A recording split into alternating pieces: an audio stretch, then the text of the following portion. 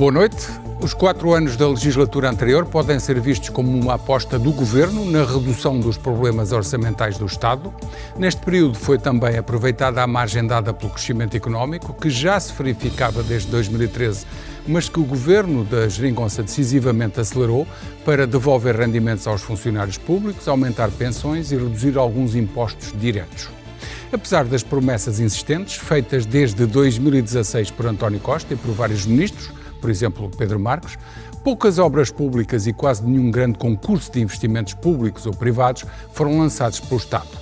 Como os portugueses bem sabem, houve atrasos nas obras da ferrovia, hospitais prometidos que não saíram do papel, investimentos privados que se atrasaram na burocracia dos ministérios. Nesta segunda legislatura, o Governo recupera as promessas de investimento público, afirma que é agora é que é, e lança uma nova vaga de concessões para investimentos privados, nomeadamente na exploração de minas como o lítio. Mas os sinais de falta de transparência neste e noutros negócios começam a ser cada vez mais fortes, o que nos leva a perguntar: estará a política dos negócios obscuros e interesseiros a regressar ao país? Estaremos nós de novo a assistir a uma vaga de grandes decisões que parecem beneficiar muitos, mas que na prática vão criar novas rendas só para alguns durante muitos anos? Como aconteceu no período que levou à pré-falência e ao pedido de assistência externa feito por José Sócrates em início de 2011? Neste programa vamos analisar o regresso dos grandes negócios com dinheiros do Estado e também os negócios de investimento privado, mas que carecem de autorização pública. Convidados desta edição, em estúdio, aqui na SIC, Eduardo Damaso, jornalista, diretor da revista Sábado, autor do livro Corrupção, breve história de um crime que nunca existiu. João Paulo Batalha, presidente da Associação Cívica Transparência e Integridade. Manuel Carvalho, jornalista, diretor do Público, bom conhecedor da realidade financeira, económica e empresarial do país. E também, em direto, a partir dos estúdios da SIC em Matosinhos, Paulo Moraes, professor universitário, foi vice-presidente da Câmara Municipal do Porto, autor de vários livros de denúncia de práticas de corrupção em Portugal. Comece por si, Dr. Paulo Moraes. Ficou satisfeito com as explicações dadas por João Galamba em relação aos negócios do lítio, nomeadamente a concessão de Montalegre, que nem sequer passou por uma concessão, por um concurso público, sendo a concessão diretamente entregue a uma empresa que tinha sido criada poucos dias antes e em que aparece um assessor que tinha sido secretário de Estado do governo da legislatura anterior, em que aparece a assessorar uma empresa tendo sido contratado 3 meses antes. Ficou satisfeito com as explicações? Muito boa noite, obrigado pelo seu convite. Não fiquei satisfeito porque este negócio, o negócio do lítio que vem aí nos próximos tempos, à semelhança de muitos que temos tido de utilização de recursos naturais em Portugal, nunca são claros. Deixe-me só fazer aqui uma pequena retrospectiva. Em primeiro lugar, os recursos naturais são propriedade pública e têm que ser usados em função do interesse público. É claro que isto acontece em Portugal e noutros países, mas se nós olharmos, por exemplo, para a questão do petróleo, enfim, que foi a fonte de energia dos últimos anos, na Noruega o petróleo é um bem na medida em que parte do rendimento do petróleo é utilizado em função do benefício popular. Aliás, parte das pensões na Noruega estão garantidas durante 2 gerações pelo petróleo. Bom, e já em Angola acontece de forma completamente diferente na medida em que os poços de petróleo foram entregues, muitos deles, aos amigos do antigo presidente, a alguns generais. Ora bem, o problema é que em Portugal nós temos tido práticas mais próximas de Angola do que próximas da Noruega. Eu recordo que há todo um conjunto de recursos públicos, nomeadamente ao nível de pedreiras, estou a falar de recursos geológicos, ao nível da utilização do espaço aéreo, ao nível de minas de cobre, como é o caso das minas de Neves Corvo, que são fortes recursos geológicos nacionais, mas de que os portugueses não têm beneficiado. Eu dou só 2 exemplos muito rapidamente, que é o caso das minas de Neves Corvo, que em determinado momento, há cerca de 10 anos, eram a segunda jazida de cobre do mundo e, portanto, eram exploradas por uma empresa internacional, a Rio Tinto, numa parceria com o Estado português, e, portanto, toda aquela riqueza que resultava das minas de Neves Corvo em Castro Verde era uma riqueza imensa que era drenada para uma companhia internacional a partir de uma empresa portuguesa, uma empresa de capitais portugueses também, digamos uma empresa semipública, e o que acontece é que os portugueses não recebiam daí qualquer rendimento. Mas deixe-me dar-lhe um outro exemplo que está, infelizmente, ainda em vigor, que é a utilização do espaço aéreo. O espaço aéreo é um património nacional Portugal tem o maior espaço aéreo da Europa Ocidental, através de 2 zonas de informação de voo em Lisboa e em Santa Maria, e a partir daí geram-se raios e gera-se um espaço aéreo de 6 milhões de quilómetros quadrados e, curiosamente, em toda a Europa, onde as taxas de utilização de espaço aéreo são mais baratas, são em Portugal. Só para as pessoas terem noção, para um avião circular no espaço aéreo espanhol, paga cerca do dobro do que paga no espaço aéreo português. Ora, isto acontece porquê? Quem está no Instituto Público, que se chama NAV, que gera o espaço aéreo, deveria explicar porque é que isto acontece. Agora, isto não tem qualquer explicação plausível, no meu ponto de vista. É evidente que eles arranjarão muitas explicações, mas o que acontece é que há um recurso público, em concreto espaço aéreo, que poderia gerar muita riqueza para o país e não gera. Ora, neste caso do lítio, para irmos ao tema em concreto, neste caso do lítio, já disse que não ficou satisfeito com as explicações, deveria ter havido concurso público, tudo isto é suspeito por causa das circunstâncias em que o negócio aparece? Se o lítio vier a ser, como parece que vem a ser, um grande recurso, isso deve ser bom para o país, não deve ser mau para o país.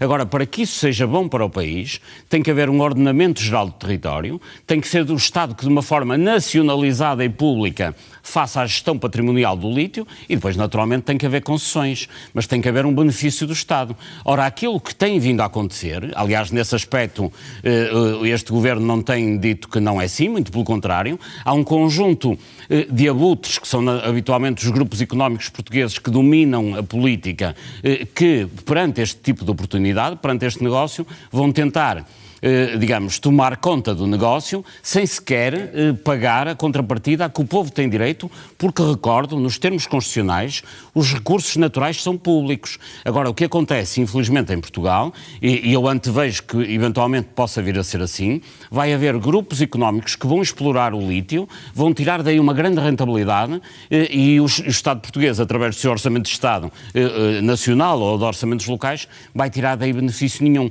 Ou seja, isto verdadeiramente não é um negócio, é uma tática de abutres que vão tentar tomar conta do território, utilizando como se fosse de forma feudal, que aliás é o que estão habituados a fazer. Por isso, devíamos saber qual é o teor dos contratos e qual é o articulado para perceber qual é a contrapartida. Não é só isso, antes disso tinha que haver um ordenamento, tinha que ser claro em todo o país qual era o mecanismo de utilização e exploração do lítio e depois tinha que haver contratos de concessão à semelhança do que há noutras áreas em que infelizmente também não há grandes recursos. Em Portugal, infelizmente, muitas das pedreiras que são exploradas, e aliás que tem sido notícia até pela falta de segurança, muitas dessas pedreiras foram exploradas durante muito tempo, os areeiros, os industriais da pedra, usaram esse património geológico que é comum, sem pagarem praticamente nada ao erário público. Eu temo que com o lítio isso possa acontecer. Ou seja, eu acho que tem que haver regras gerais para todo o país e depois tem que haver contratos de exploração e tem que haver concursos claros e transparentes a que todos os cidadãos possam ter acesso. Já voltamos à conversa sobre este e outros negócios. Eduardo Damaso, as explicações do Secretário de Estado neste estúdio, não só, ele deu várias entrevistas, em que vem dizer, não, mas eu tinha que atribuir a exploração, a concessão da exploração àquela empresa, porque ela foi criada a partir da casa-mãe, que já tinha tido a prospecção e pesquisa, e, portanto, a lei obrigava-me. Isto convenceu-te? Não. Boa noite, Zé. Obrigado pelo convite também.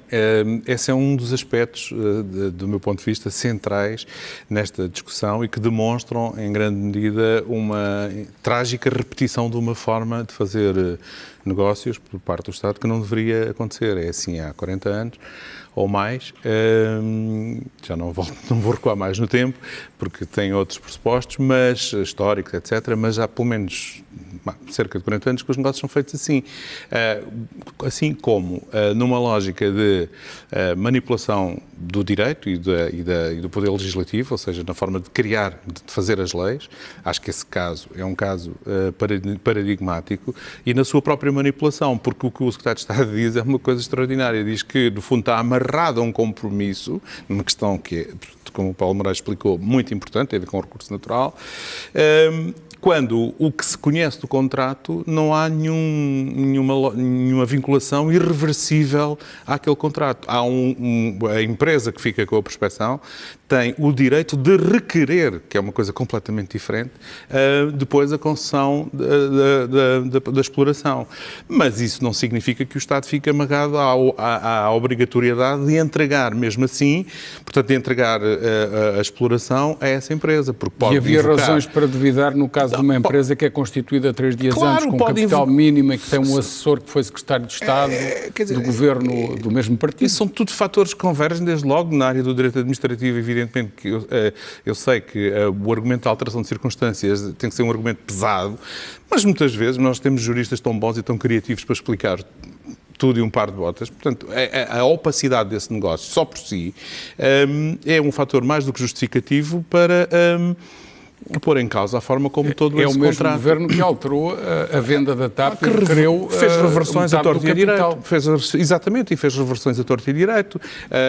Só para dar um exemplo trágico para o erário público, mas que, do meu ponto de vista, o governo Passos Coelho fez bem, invocando exatamente a alteração das circunstâncias, tem a ver com a questão da parque escolar. A parque escolar era uma tragédia absoluta.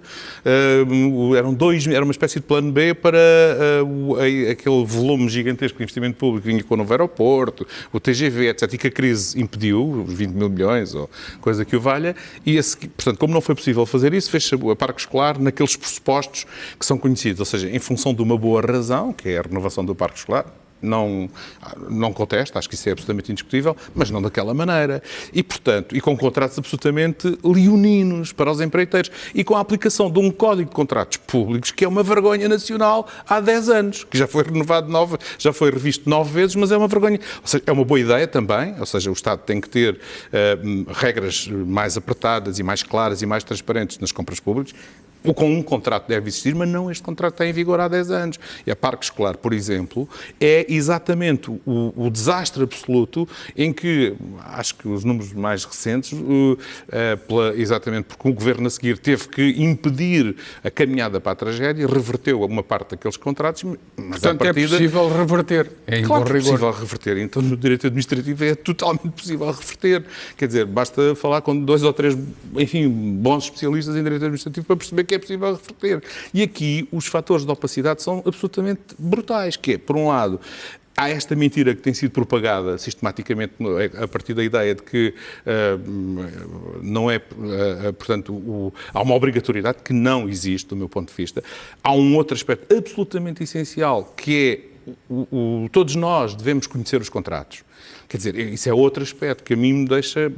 Enfim, o PS é muito cioso das suas causas morais e da ética republicana, etc. Mas eu acho espantoso como é que nenhuma voz se ergueu ainda face àquela argumentação que tem sido dita, que tem sido apresentada para não revelar os contratos, que é a lei não obriga. A lei não obriga. E quem é que disse isso? O Secretário de Estado de Energia tem dito isso sistematicamente e o Governo tem dito isso sistematicamente. Os governos os contratos não são públicos porque a lei não obriga. Mas portanto, há um dever moral e de cidadania. Como é óbvio, numa questão central destas, uma questão que ainda para mais, quer dizer, nós temos, o Paulo Moraes falou aqui do Castro Verde, e com toda a razão, quer dizer, uma riqueza que está instalada numa zona do interior do Alentejo, que necessita de, como todo o interior do país, de estratégias coerentes de desenvolvimento a partir dos seus recursos ou de outro tipo de estratégia, onde me dizer o que é que a população de Castro Verde e toda a zona da planície beneficiou com as minas de Neves Corvo. Alguns postos de trabalho beneficiaram, mas...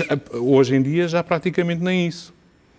Portanto, quer dizer, porque as coisas são feitas exatamente desta maneira, com esta opacidade, com esta limitação, com esta manipulação do direito, com a limitação da informação, e depois com episódios que fazem, como com esse da Junta de Freguesia e dos 3 dias, bem, não só 3 dias antes do contrato na Junta de Freguesia, quer dizer, o próprio contrato foi assinado, o despacho, aliás, foi dado, salvo erro, 2 dias antes do fim da sessão legislativa e de toda a legislatura, no dia 28 de julho, que é quando toda a gente vai de férias, e é um clássico também, que de vários governos e de vários partidos fazerem leis às escondidas, no dia 28, 29, 30 de julho, antes de todos irem para o Algarve de férias. E na praia não se discutem essas coisas. Aqui repetiu-se. Então, se a questão é tão, como é que o Ministro do Ambiente disse, é tão cristalina, porquê este tipo de coisas? Porquê este tipo de prática? Não se compreende. João Paulo Botelho, esta questão está bem explicada ou não? Boa noite. Não está bem explicada. A explicação do Secretário de Estado não satisfaz ninguém, nem o próprio Secretário de Estado. Porque é preciso ver. O João Galamba não vem dizer que o contrato está bem feito, que defende o interesse público. Vem dizer, paciência, estou amarrado a uma coisa que vem do governo anterior, o que, aliás, é falso, como o Eduardo Damas já disse. Portanto, a explicação não convence ninguém, nem a pessoa que dá essa explicação. E isto é grave porque eu acho que chegamos a um nível de desfaçatez em que as coisas acontecem à nossa frente. Aqui tivemos uma coisa eventualmente imprevista, que foi os dois sócios que queriam a concessão do lítio desentenderam-se e, portanto, o negócio foi exposto antes de estar consumado. E a defesa nem é, isto está ótimo, o interesse público está defendido, vai haver retorno para o Estado e para as populações locais. Não, é só, não posso fazer nada. Sendo certo que um deles é suspeito de ter utilizado fundos comunitários indevidamente, para não dizer outra coisa.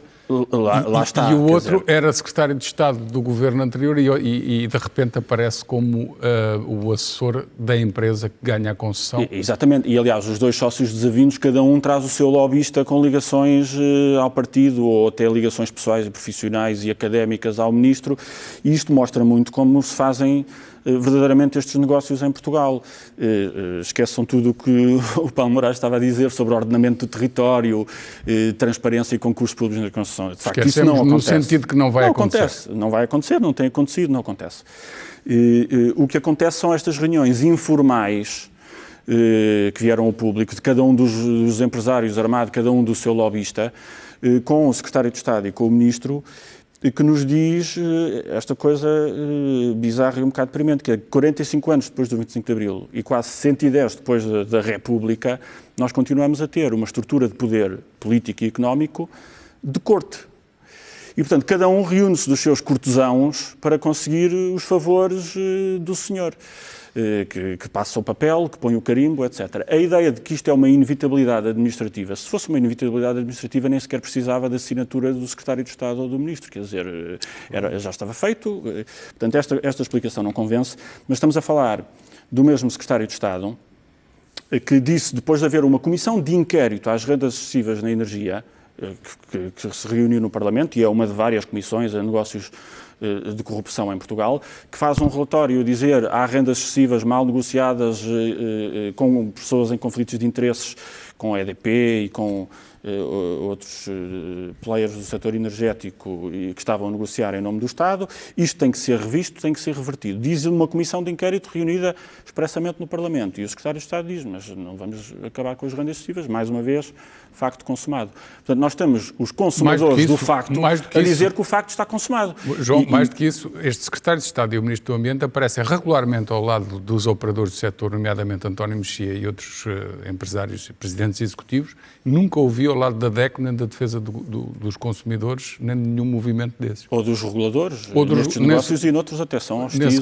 Mas aí os reguladores também nos deixam muito na dúvida, porque eles próprios dizem que é preciso defender a solidez financeira das empresas. Portanto, dizem logo tudo aí. Portanto, os reguladores querem regular, em primeiro lugar, a saúde financeira das empresas. E não a defesa dos interesses dos consumidores. E há poucos, infelizmente, que estão, mas mesmo quando há... Neste momento, a Autoridade da Concorrência. Para terminar, em relação a estes negócios, ainda é possível fazer alguma coisa? O Governo tem que dar mais explicações? Tem que ir ao Parlamento? Seguramente, quer dizer, a ideia de que a transparência não é legalmente exigível. Nós sabemos que a transparência não é legalmente exigível porque a lei quer que não seja. Nós, aliás, temos agora uma Comissão Permanente de Transparência que hoje mesmo esteve a discutir o direito que quer manter de ter na Comissão da Transparência as reuniões secretas, quando quiser, pela razão que quiser. Quem é que é o Presidente? O Presidente é o deputado Jorge Lacão, que infelizmente tem currículo na matéria de transparência do Estado, sempre, ou quase sempre, do lado errado.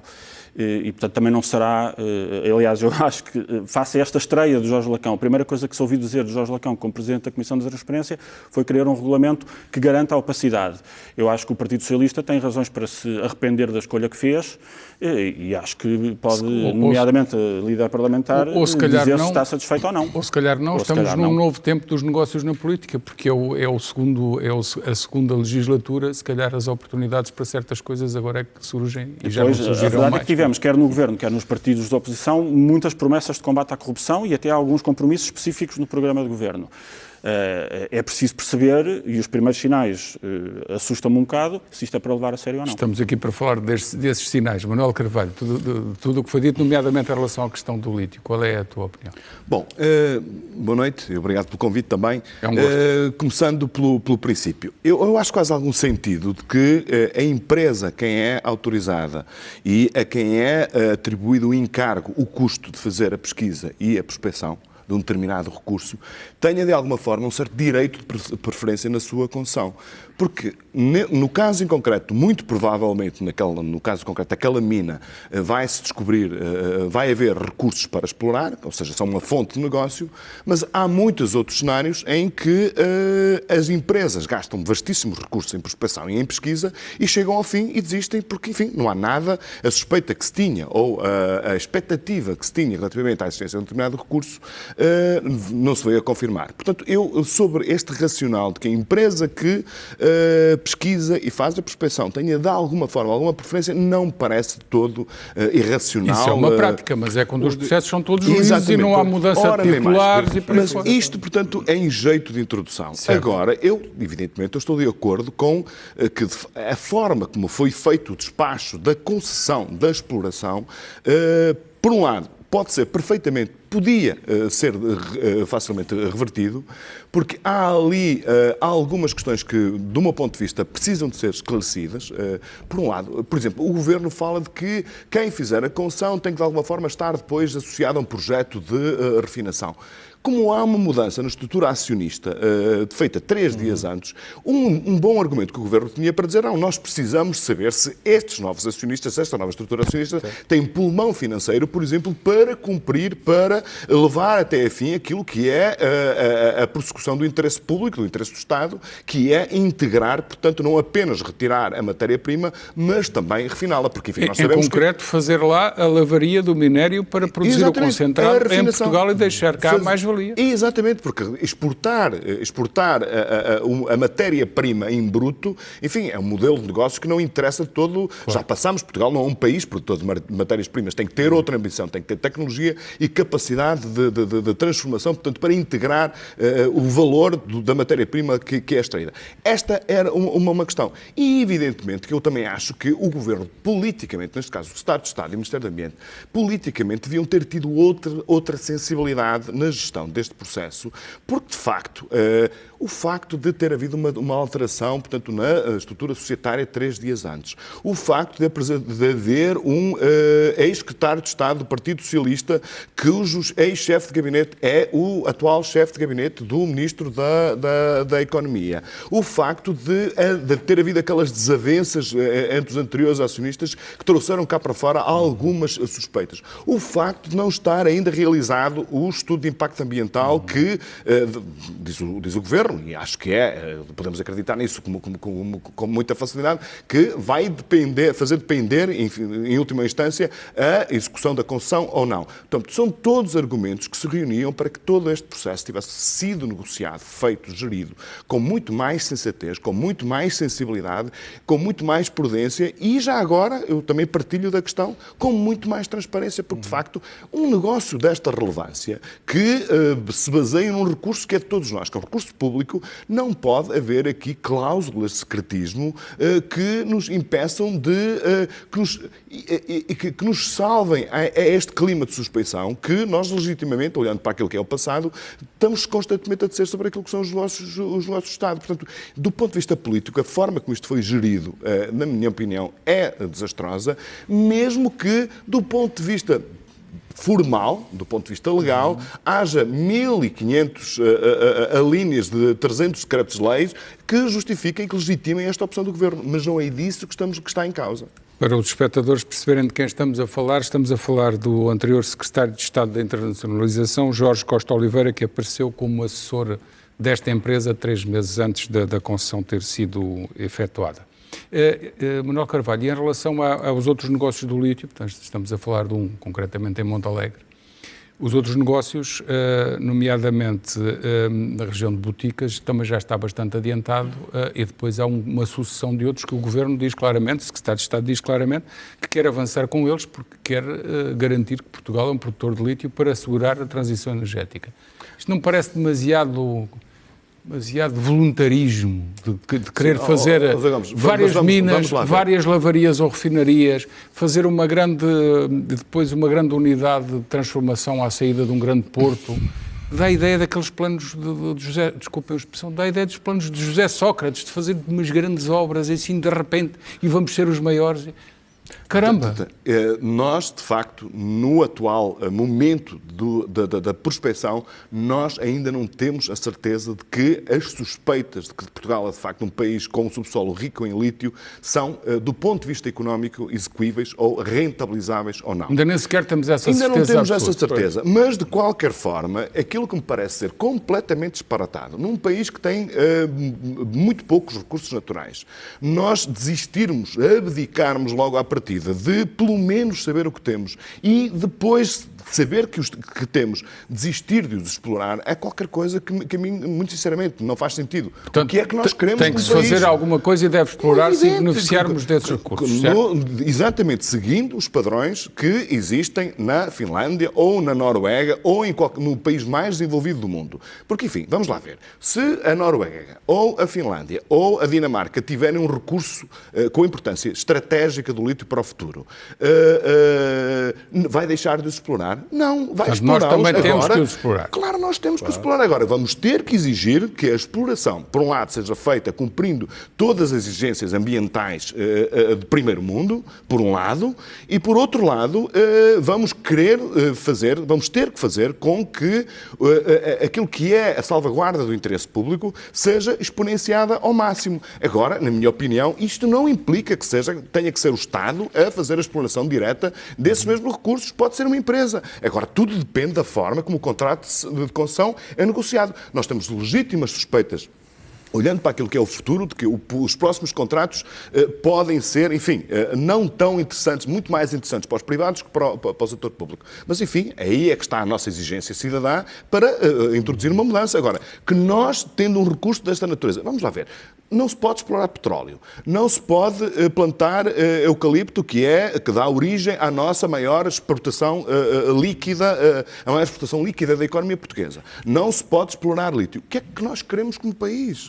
A minha questão... Penso que sobre isso estamos de acordo. Se há o recurso, exatamente, eu acho que aqui tem que haver aquele certo consenso, não é? Não faz sentido que seja de outra meus forma. Senhores, eu queria passar para outro tema, mas como este nos empolga, um minuto a cada um para terminar esta ronda. Paulo Moraes, ainda sobre o lítio, mais alguma coisa? Ou sobre a maneira como está a ser feito? Muito obrigado. Eu queria só focar aqui um ponto muito importante, que é, primeiro, tem que se ver se o lítio é um recurso economicamente viável ou não. Muito bem. Se for economicamente viável, tem que se ver as questões ambientais. Mas se for economicamente viável e se salvaguardarem as questões ambientais, o recurso tem que ser repartido por todos, porque eu recordo que diz a nossa Constituição que os recursos naturais são públicos. Ou seja, quem os explorar tem que deixar uma parte dos lucros ao povo português. E eu temo que isso não venha a acontecer à semelhança do que tem acontecido em Portugal nas últimas décadas.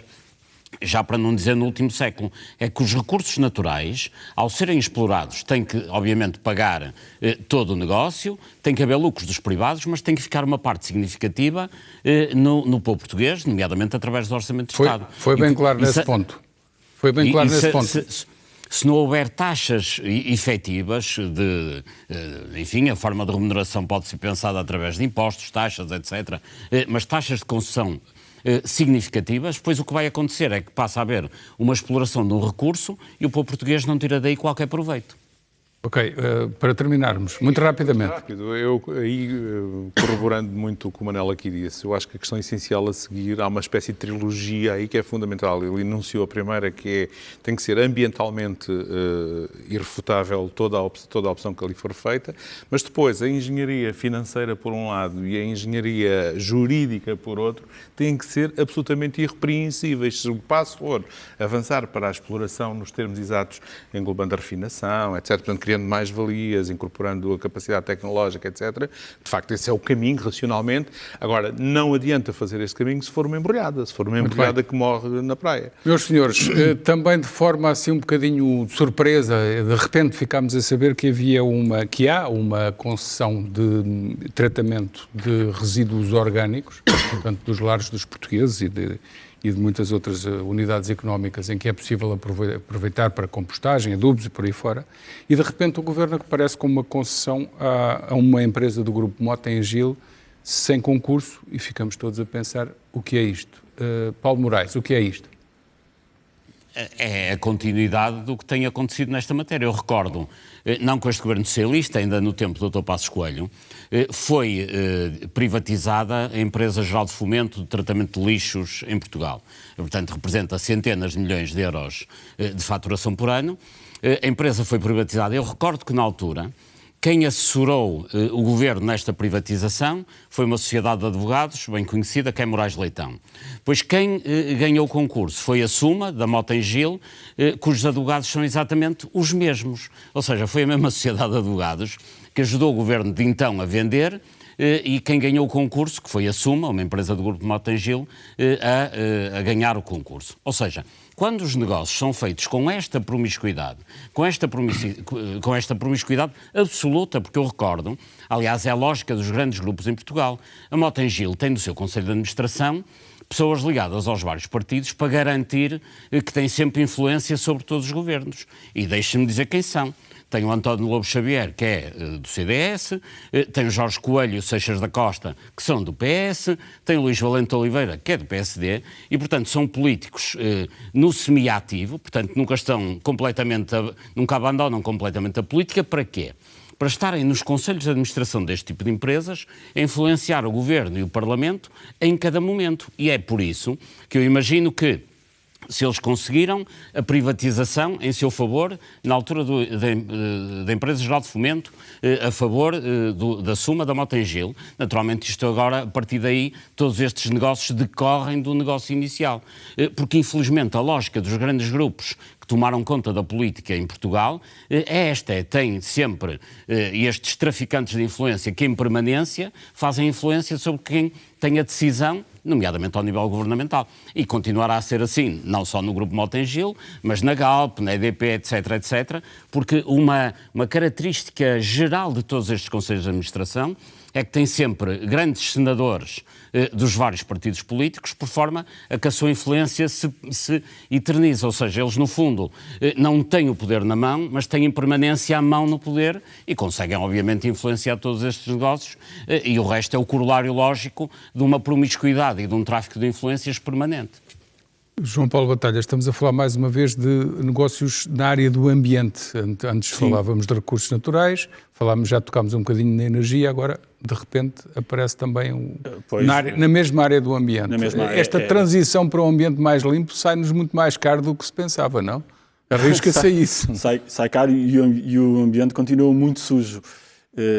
Sobretudo este ambiente de negócios. Portanto, nós estamos a ver aqui um padrão. Portanto, isto não é um defeito, é feitio. Isto está feito assim. Portanto, estas lógicas de corte, de relações pessoais, de promiscuidades políticas, empresariais, de governantes e ex-governantes que andam na porta giratória com estas grandes empresas do setor privado, isto não é um incidente, nem dois, nem três, é um traço definidor do próprio regime. E, portanto, isto é alarmante por esta razão.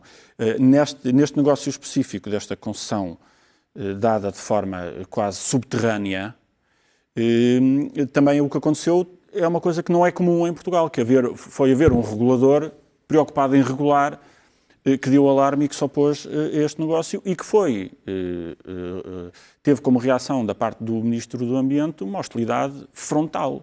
O Ministro do Ambiente atacou o regulador, a entidade reguladora do exatamente, a tentar explicar que o seu papel não pode ser regular. Portanto, que ele não devia fazer aquilo. Portanto, isto diz não só da opacidade do negócio, que já foi bem explicada pelo Paulo Moraes, e das promiscuidades que lhe deram luz, que deram à luz este negócio, mas da verdadeira posição negocial do Estado, que é proteger o interesse desta empresa privada e combater em favor desta empresa privada os reguladores ou os líderes de opinião ou quem quer que seja que Acha que eles ficam muito zangados se dissermos que isto é o PS dos negócios a voltar ao tempo em que parecia que havia dinheiro para tudo e fazia-se tudo e dava-se tudo a todos e procurando beneficiar alguns em detrimento da maioria? Quer dizer, no sentido literal, em que estamos a falar de governantes do PS a fazer estes negócios. Não, faço já a ressalva porque no PSD também houve coisas, no tempo do governo PSD, houve coisas absolutamente incríveis, como uma entrega da concessão da ANA a um grupo francês que agora aumenta as tarifas todos os meses ou todas as semanas. E que, aliás, também, portanto, há paralelismo. Cujo chairman na ANA é um ex-ministro do PSD que já veio elogiar o ministro do PS que lhe deu o negócio de cujo anterior presidente executivo passou para a empresa reguladora do espaço aéreo, que é para aumentar a frequência dos aviões. Portanto, isto também são problemas de promiscuidade partidária, mas são problemas de regime, porque o que acontece em governos PS também acontece em governos PSD. Por isso fizemos a ressalva. Portanto, isto está entranhado, infelizmente, no próprio funcionamento. Manuel Carvalho, este negócio dos resíduos orgânicos, assim de repente, também se calhar foi antes das férias.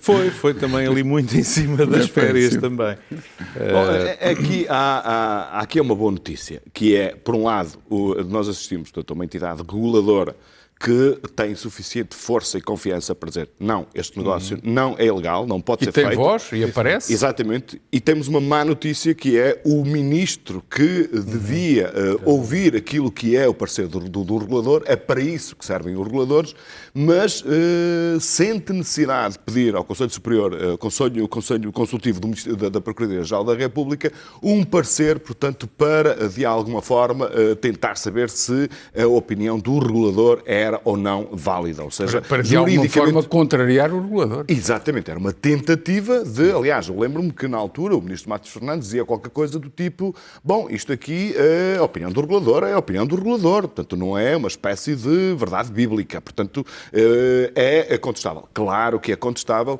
claro que em muitos casos onde há dúvidas, e enfim, os próprios serviços jurídicos do Ministério do Ambiente podiam ter colocado dúvidas sobre o parecer da entidade reguladora, mas neste caso concreto aquilo que acontece é que o Conselho Consultivo do Ministério Público, portanto, vai dar razão ao regulador. Portanto, por um lado, aquilo, enfim, o equilíbrio de fiscalizações dentro, portanto, do próprio Estado, dentro do funcionamento da própria economia, de alguma forma funcionou. Mas o que é grave é ver-se a vontade política de entregar assim de mão beijada, sem haver discussão.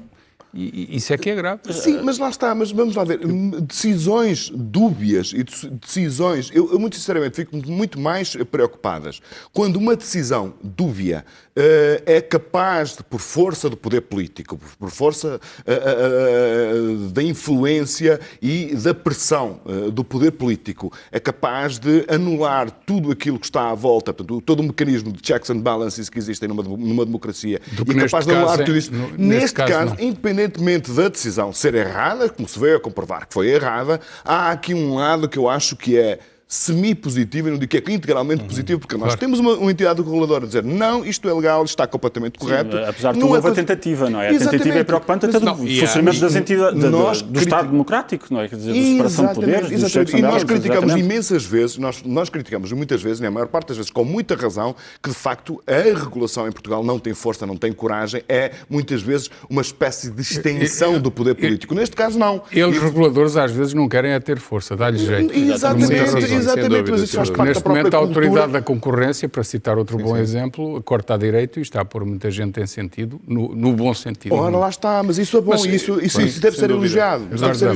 Neste caso, para além do mais, existem algumas dúvidas sobre a sua legalidade, não apenas do ponto, enfim, não apenas do ponto de vista administrativo, mas penal, porque eu penso que há uma investigação aberta no Ministério Público sobre as questões criminais que alguns indícios que este negócio em si suscitou.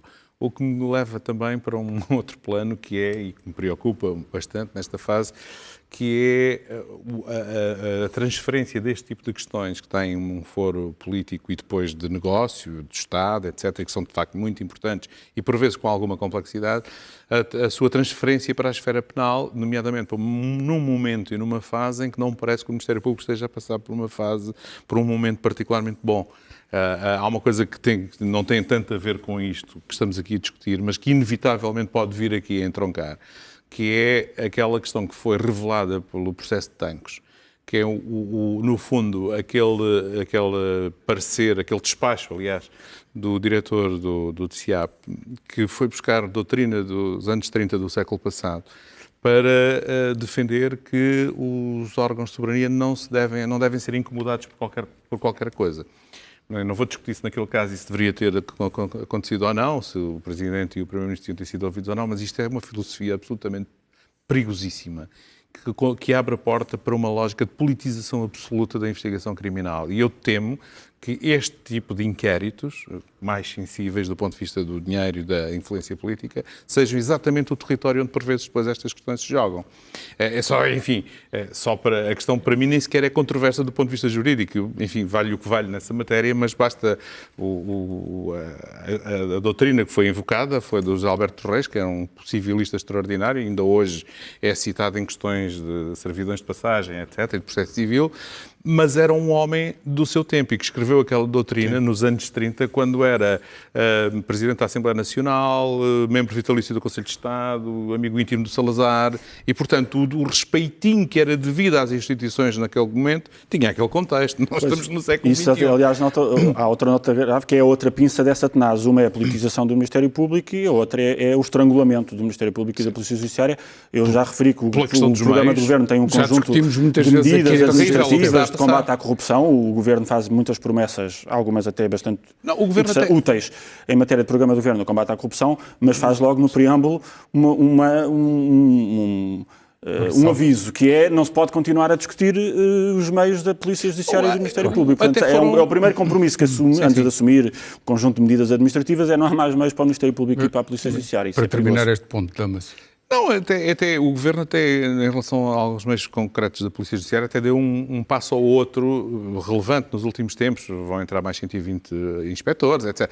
A questão não é o que se está a fazer agora. A questão é o que não se fez durante mais de 15 anos e que levou à asfixia. Só para as pessoas terem uma noção, por exemplo, quem investiga o caso das caixas de depósito, que é muito caro também, digamos assim, é uma pessoa e, portanto, que tem mais não sei quantos processos. Aquele processo não mexe, não toca, não anda. Eles dizem que não, mas as minhas fontes também vão nesse sentido. É uma pessoa apenas. Sem dúvida, é uma pessoa. Agora, meus senhores, vou fazer diferente, porque nos faltam apenas pouco mais de 10 minutos para o fim do programa. Eu vou elencar um menu e depois escolhem o negócio que querem comentar muito rapidamente. O menu é muito interessante.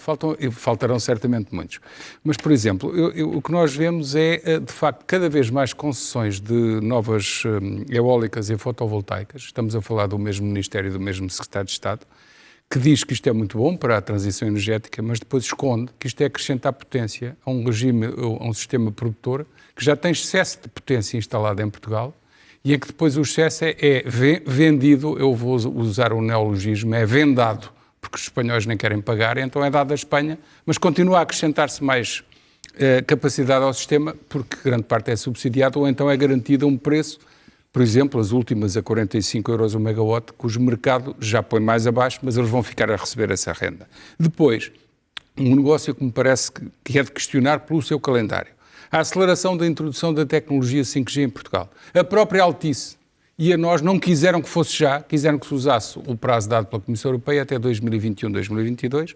O nosso governo foi a correr, e o regulador, neste caso o regulador, a correr, quererem fazer já a limpeza do espectro da TDT, da televisão digital terrestre, para introduzir já esta tecnologia. A quem é que estão a tentar favorecer? Se calhar ao grande produtor de tecnologia que está do outro lado do mundo e que está muito mais adiantado e se calhar alguém quer favorecer alguém.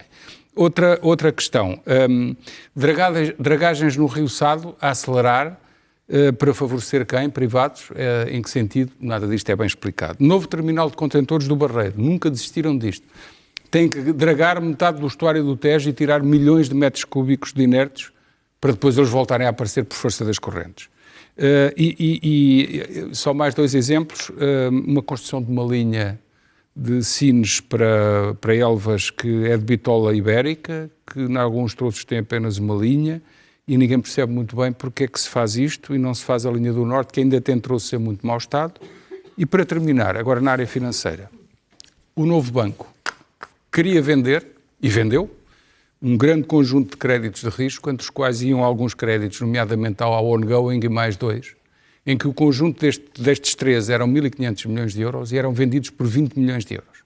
E foi o presidente da entidade de resolução que disse, Máximo dos Santos, que disse, nem pensar, não vendam isso, porque se vocês se esforçarem um bocadinho conseguem ir buscar mais dinheiro que os 20 milhões. Pergunta minha, Então alguém do dono do banco ou ligado ao banco queria tirar de lá um valor que é muito mais do que parece para beneficiar um fundo que vai comprar e depois juntam-se e partilham o lucro, é? É esta a pergunta que eu deixo e tem aqui vários temas para comentar. Paulo Moraes, tem que ser muito rápido. Muito rápido, escolho um desse pacote, que é a questão do novo banco. Quando o novo banco é vendido com uma cláusula que permite a quem o adquire ainda ir buscar dinheiro ao Fundo de Resolução, é evidente que tudo pode acontecer, como é óbvio. Eles estão, no fundo, a aproveitar uma cláusula do negócio que lhes permite ir buscar dinheiro ao Fundo de Resolução, que eu recordo já deveria ter acabado. E deixe-me só dar esta nota mesmo para terminar, que é, em 2019...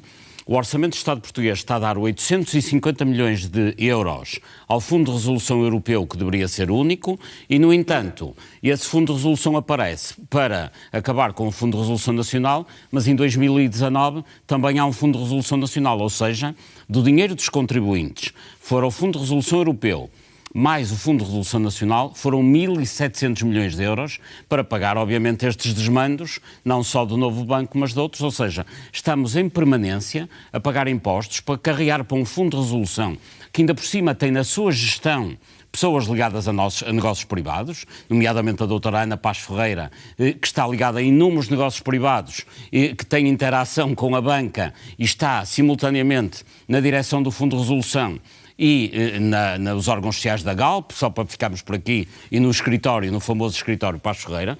Portanto, estes interesses intercruzam-se todos numa só pessoa, mas para concluir mesmo, porque o tempo é pouco, os contribuintes portugueses vão colocar à disposição da banca, dos desmandos da banca, só em 2019, 1.700 milhões de euros. João Paulo Batalha. Eu vou ambiciosamente falar destes casos todos, mas para colocar a questão sistémica. Eu acho que nós nos esquecemos até do que é um governo, ou do que deve ser um governo num país organizado. Num país organizado, o governo serve para implementar reformas de política pública em áreas que precisam dessas reformas e para executar investimento público. Em Portugal, este e os anteriores e os próximos governos são intermediadores e decisores de negócios privados em todas estas áreas e de negócios privados negociados nesta lógica de corte, de influência, de amiguismo. E, portanto, isto cria uma distorção gigantesca no próprio funcionamento das instituições. E já que nós já ganhámos o hábito no Parlamento de fazer comissões de inquérito a todos estes negócios depois do caldo entornado, eu gostava de terminar lembrando que o Parlamento tem que fazer o controle político do governo. E, portanto, se já estamos na era das grandes comissões de inquérito depois do caldo entornado, eu espero que nesta legislatura o Parlamento se antecipe e comece a fazer estas perguntas que nós estamos a fazer antes de precisar de fazer as comissões de inquérito ao caldo entornado. Se o Parlamento não avançar, nós insistimos com o Parlamento para fiscalizar o governo. Bom, eu muito sinceramente hesito entre a questão do 5G, que implica uma interessantíssima opção geoestratégica para o futuro do país.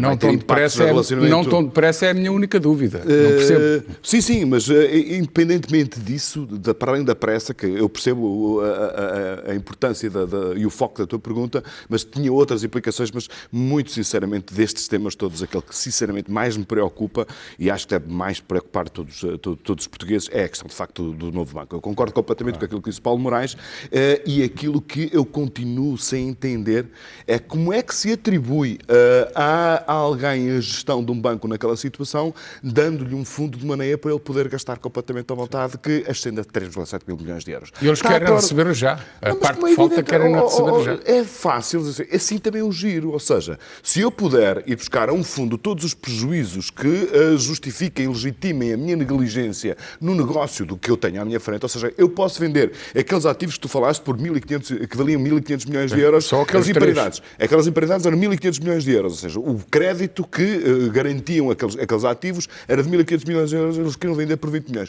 Porquê? Era muito fácil, o resto iam buscar ao fundo de resolução. Claro, mas não se esforçavam para ir buscar mais, mas quem comprasse depois ia vender por mais que os 20 milhões. Depois dos negócios, exatamente, os negócios que vêm a sair, que vêm a seguir, com a revenda desses ativos, nós ainda nos conhecemos muito bem. Agora, este modelo é uma coisa absolutamente inacreditável. Eu passo só 30 segundos. Não, eu passo porque tudo o que eu posso dizer é redundante em relação ao que eles todos já disseram sobre o Então, muito obrigado a todos. Foi uma excelente conversa. E aí, penso que ainda tenho tempo para sugestões de leitura, muito rapidamente, de Paul Collier, O futuro do capitalismo, enfrentar as novas ansiedades, da Dom Quixote. Populismo, a revolta contra a democracia liberal, de Roger Itwell and Matthew Goodwin, é editado pela Desassossego. O Bloco das Crianças, um romance baseado na verdadeira história de um sobrevivente de Auschwitz, Otto B. Krauss, da editorial Presença. Filosofia para pessoas com pressa, de Leslie Levine, mais de 5.000 anos de filosofia em 200 páginas, da Presença. Edward Wilson, Genesis, do Clube do Autor, e, ainda por último, de José Matoso, a escrita da história da Círculo de Leitores. Meus senhores, muito obrigado pela vossa atenção. Até quarta-feira, tenham uma boa semana.